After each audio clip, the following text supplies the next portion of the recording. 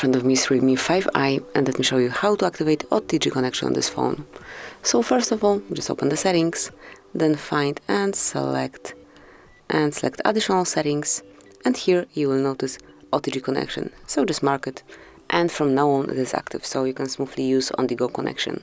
And then you can either switch it off by using the switcher, so smoothly unmark it, or it can be easily turned off automatically. So as you can see, it is noted here that once it's not in use for 10 minutes, it will be automatically switched off. So this is it. That will be all. So you can activate and use OTG. Thank you for watching. Please subscribe our channel and leave the thumbs up.